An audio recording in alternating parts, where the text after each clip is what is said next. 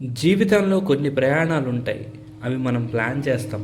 కానీ కొన్ని ప్రయాణాలు ఉంటాయి, అవే మనల్ని పిలుస్తాయి. తిరుపతి అలాంటి ఒక పవిత్రమైన పిలుపు. ఈ ప్రయాణం మొదలైనప్పటి నుంచి మనసులో ఒక తెలియని ఆనందం. ప్రతి అడుగులో గోవిందా గోవిందా అన్న శబ్దం. ఇది కేవలం ఒక మాట మాత్రమే కాదు, భావన మరియు నమ్మకం. అలిపిరి మెట్లు ఎక్కేటప్పుడు శరీరం అలసిపోతుంది, కానీ మనసు మాత్రం ఆగదు. ఎందుకంటే ముందున్నది కొండ కాదు, స్వామి దర్శనం. చుట్టూ వేలాది మంది, కానీ అందరి గమ్యం ఒకటే. ఆ ఒక్క క్షణం, స్వామిని చూసే క్షణం కోసం గంటల తరబడి మరియు ఎదురు చూస్తాం. ఆ తర్వాత ఆ చివరి క్షణం రానే వస్తుంది.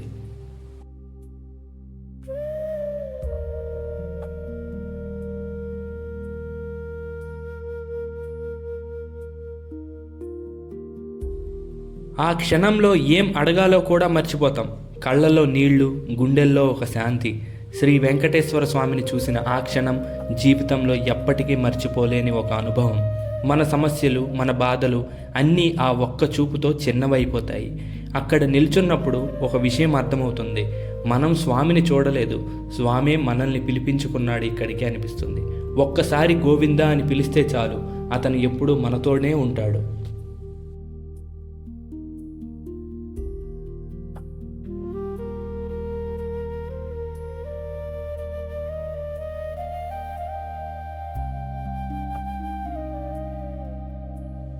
తిరుపతికి వెళ్ళడం అంటే కేవలం ఒక ట్రిప్ కాదు, అది ఒక అనుభవం. ఈరోజు మా ప్రయాణంలో ఏం జరిగిందో మీరే చూడండి. చాలా రోజుల నుంచి ఎదురు చూస్తున్న తిరుపతి ట్రిప్ ఫైనల్గా స్టార్ట్ అయింది. ఈ రోడ్లో కనిపించే కొండల వ్యూ చాలా అద్భుతంగా ఉంటుంది. ఇక్కడికి వచ్చే ప్రతి ఒక్కరూ ఒక కోరికతో వస్తారు. మనం ఆ కోరికను స్వామి దగ్గర చెప్పుకుందామని. ఇప్పుడు మేము అలిపిరి మెట్ల మార్గంలో వెళ్తున్నాం. 3500కు పైగా మెట్లు ఎక్కడం కాస్త కష్టమే అయినా మనసులో భక్తి ఉంటే చాలా ఈజీగా అనిపిస్తుంది. ప్రతి మెట్టుకి గోవిందా అని అనుకుంటే వెళ్తే అలసట కూడా తగ్గిపోతుంది.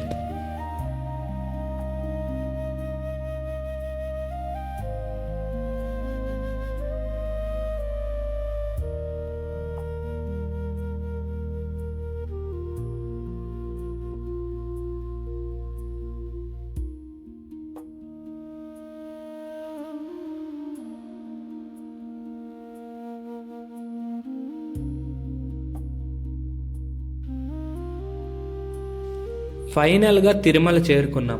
ఇక్కడ వాతావరణం ఒక్కసారి ఫీల్ అయితే మర్చిపోలేం జీవితంలో. చుట్టూ అందరూ గోవిందా అని పిలుస్తుంటే గూస్ బంప్స్ వస్తాయి.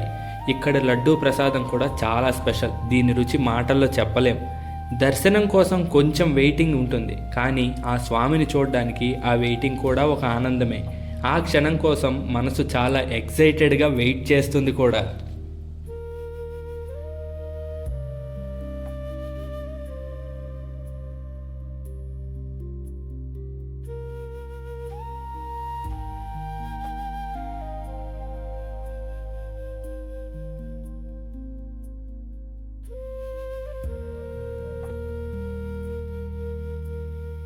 స్వామిని దర్శించుకునే ఆ క్షణం వచ్చింది.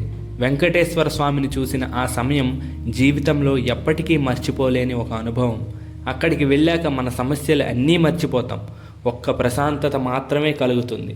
జీవితంలో ఎన్నో కష్టాలు అలాగే సుఖదుఖాలు ఎదుర్కొన్న మన మనసు తిరుమల కొండ చేరుకున్న తర్వాత స్వామిని దర్శించుకున్నాక ఇప్పటి వరకు పడ్డ కష్టాలన్నీ కూడా ఒక కష్టాలేనా అని ప్రతి మనిషికి అనిపిస్తుంది. అది మీ గొప్పతనమో నా గొప్పతనమో కాదు, తిరుమలలో ఉన్నటువంటి మన వెంకటేశ్వర స్వామి గొప్పతనం.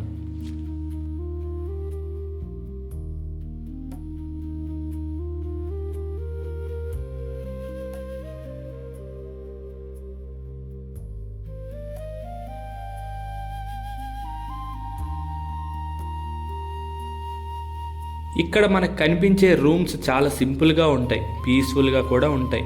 ఫుడ్ కూడా టేస్టీగా శుభ్రంగా ఉంటుంది. వెంగమాంబ సెక్షన్లో ఉండే భోజనం చేస్తే బయట టిఫిన్లు కూడా ఎందుకు పనికిరావు అనిపిస్తుంది. 3 పూట్ల చక్కగా టిఫిన్, అలాగే మధ్యాహ్న భోజనం, రాత్రి డిన్నర్ ఐటమ్స్ వాళ్ళు పెట్టేవి అక్కడ మనం తింటే అనవసరంగా బయట ఖర్చు చేయాల్సిన అవసరం కూడా ఉండదు. నిజంగా తిరుమల వెళ్ళడం ఒక అద్భుతం.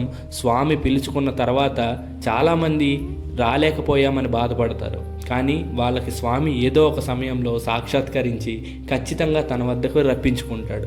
సో ఇప్పటి వరకు తిరుమల వెళ్ళాల్సి వచ్చినా వెళ్ళలేక ఆగిపోయిన వాళ్ళందరూ బాధపడాల్సిన అవసరం లేదు. ఖచ్చితంగా స్వామి మిమ్మల్ని కూడా పిలుస్తారు. అలాగే ఇక్కడతో డే 1 ప్రయాణం అయితే ముగిసింది. ఇక డే 2లో ఏం జరిగిందో నెక్స్ట్ వీడియోలో తెలుసుకుందాం.